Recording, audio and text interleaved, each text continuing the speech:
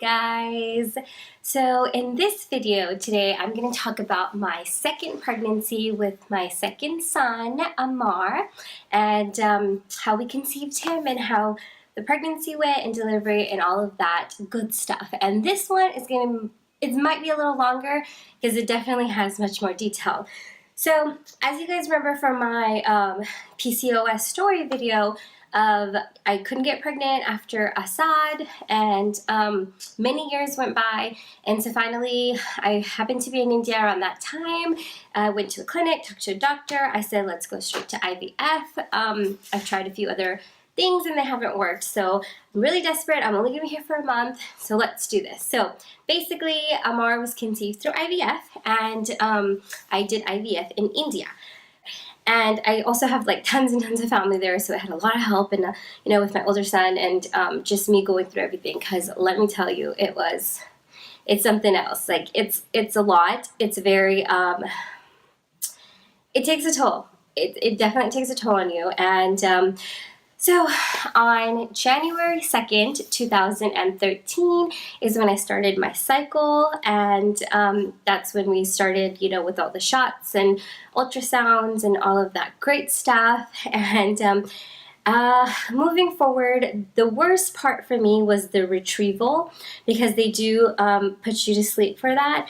And unfortunately, when I woke up, I was very sick. I was very nauseous. It was really hard for me to kind of come out of it, and all that stuff. But I recovered, and was just really excited. And they were able to get 7 eggs retrieved, and they were healthy and good, and so that was exciting. And so moving forward, did a few more ultrasounds until they thought I was ready for the trigger shot. And basically they wanted to wait a little longer, but to have like 5-day blastocysts, but because my return flight to the US was on the 16th, and I had to come back and get back to work and stuff, so I couldn't afford to stay any longer. So we did 3-day transfer.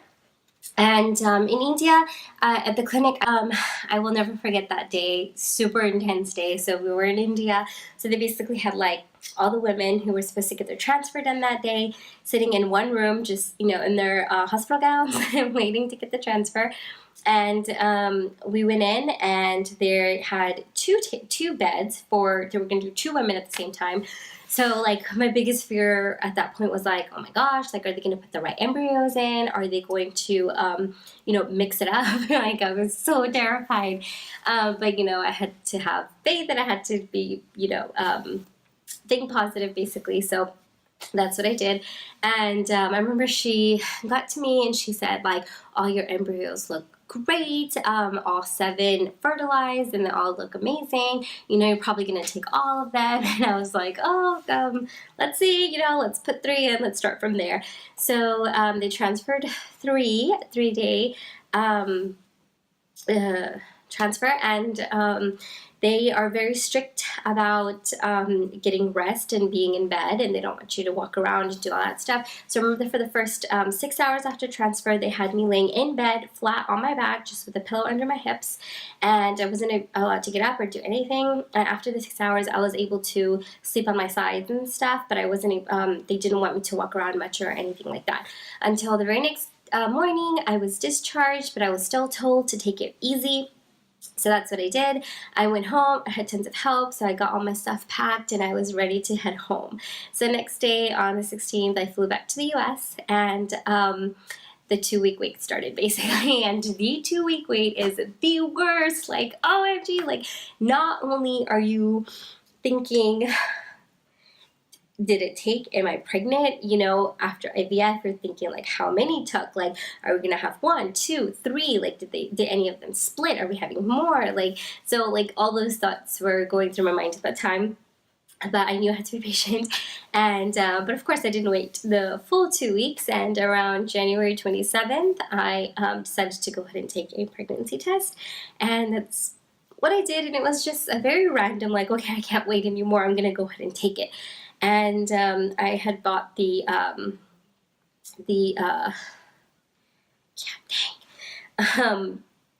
one that says that if you're pregnant or not, digital clear blue digital test, and I remember my husband was sleeping upstairs, and I kind of quickly just took it, and right away, after it said pregnant, and I was like, oh my God, we're having another baby. Like, it was the best feeling in the entire world. So I quickly went upstairs, I woke him up, I was like, you have to see this, and then I showed it to him, and he was so excited, and we were so happy, and it was just amazing. And so I had my first ultrasound done around, I think I was like 5 weeks, and in that ultrasound they did see that 2 embryos did attach, and I had 2 sacs, but obviously it was too early to see a fetal pull or any heartbeats or anything.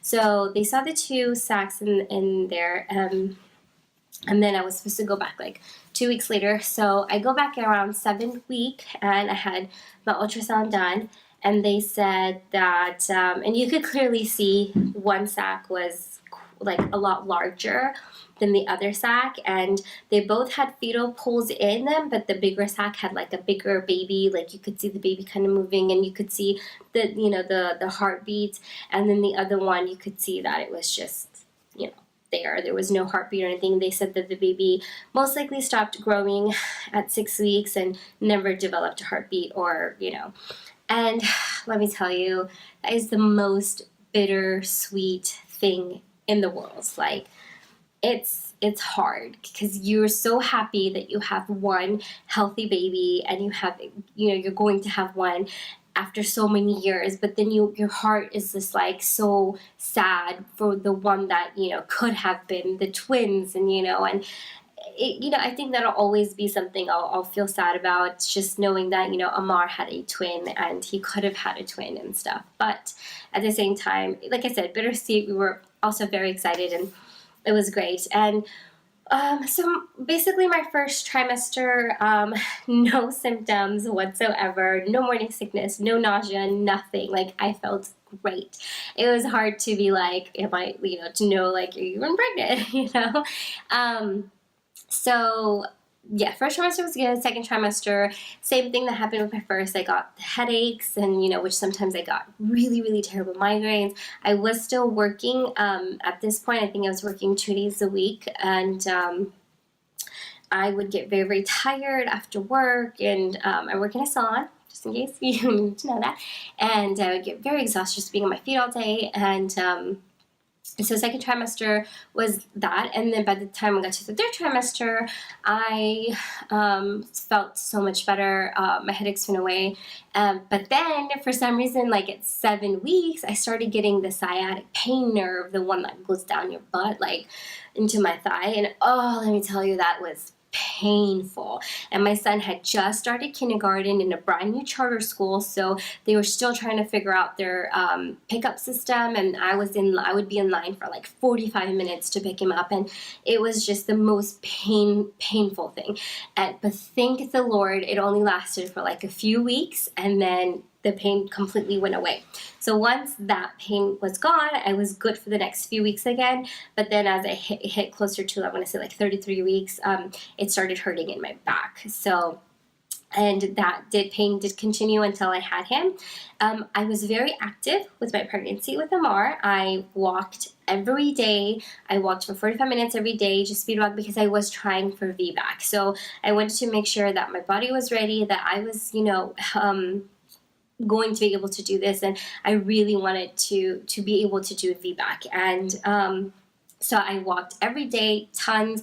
I kept busy because I was working with my son and just, all of that stuff. My cravings, for the most part, were lots of red meat. I craved burgers, and I craved fries, and then there was one Mediterranean restaurant, and they had this chicken shawarma sandwich, and that was like my go-to. Like, I had to have it. It was so good. And so just basic those cravings, not much sweet cravings. I do remember my go-to sweets with my pregnancy with Amar were the little Reese's cups, the mini ones.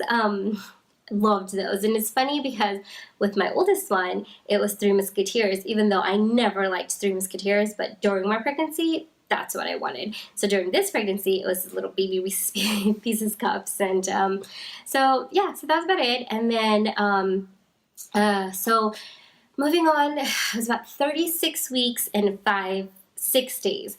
And my mom and I, she was there to help me with the, take care of the newborn and stuff, to be with me. And she loves to shop when she comes here because she can get everything she wants. So we were constantly going to the mall and, also, walking and stuff. And I remember that day, she's like, okay, let's go to the mall. I have some stuff to get. So we're walking around the mall, and I'm exhausted. Like, I feel huge. I feel so heavy. I'm so tired. I'm just walking because I'm trying to get my walk in. And I remember so many women at the mall asking me, like, oh my gosh, when are you due? And I was like, oh, I still have like 3 weeks. And I remember like a couple of them were like, honey, you're not going to last that long. And they were so right. So as soon as we were at the mall for like 2 hours, I kid you not. We get home and my mom starts cooking dinner. I was like, Mom, I'm so tired, I'm gonna go lay down. So I went in and laid down, and then I felt like, okay, I need to go use the restroom, I need to go pee. So as soon as I got up, I thought I peed myself. Like, legit peed myself. And I was like so embarrassed. Like, I was like, what just happened? So I quickly ran to the restroom. I quickly cleaned up and changed, and I was freaked out. So then I walk into the kitchen. I was like, Mom, I just peed myself. And my mom starts cracking up. She's just laughing. I was like, it's not funny. And so then I went and laid down on the couch, and then I remembered something I had read on one of my pregnancy apps. And it was, if you are not sure if your water's broken or if you've peed yourself. So, because I remember when I was changing, it didn't really smell like pee, like just didn't smell like anything. So I was like, okay, well, let me see. So I stood back up, and there was another gush.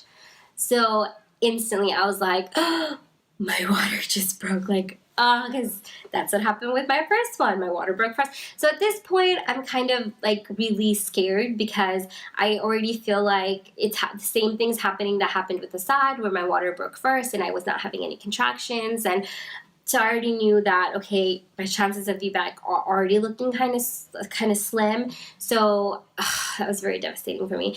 But I was like still kind of hopeful. So I quickly went and took a shower. We got our stuff ready to go ahead and go to the hospital because I felt like there was no point in waiting.